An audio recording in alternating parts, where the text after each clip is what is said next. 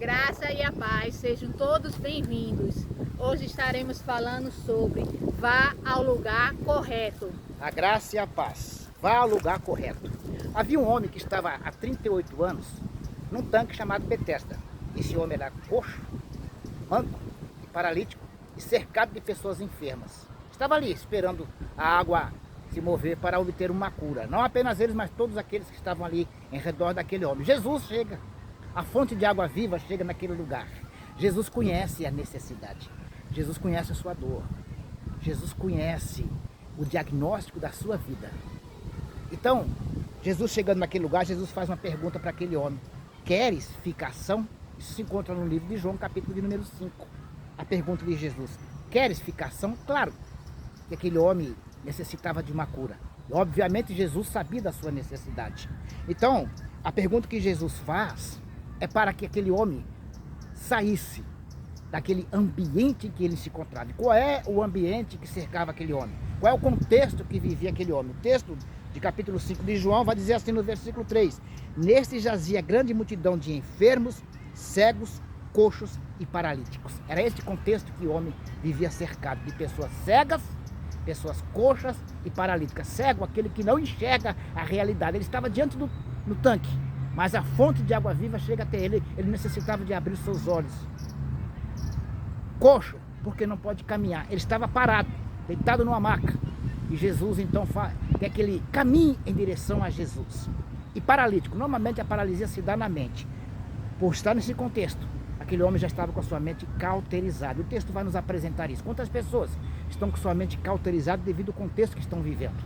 Bem, Jesus então disse para aquele homem: queres ficar livres, queres ficar curado?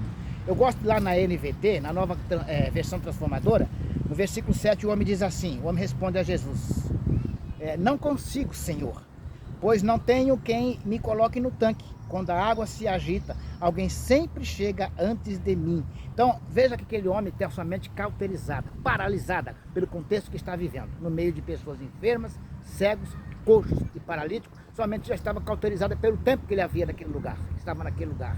Então ele vai dizer: eu não consigo. Quantas pessoas estão nesse mesmo contexto, dizendo: eu não consigo, eu não posso, eu não tenho quem me ajude, eu não tenho quem me leve. Ela vive na dependência de outro, ela não consegue se mover pela fé, não consegue ir à direção da fonte verdadeira que é Jesus, a fonte correta.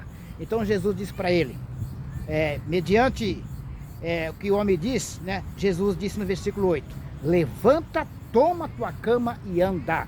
Mediante a resposta daquele homem: eu não consigo, não tem ninguém que me leve, alguém chega primeiro que eu. Jesus, ele dá uma ordem imperativa: levanta-te, toma o teu leito e anda.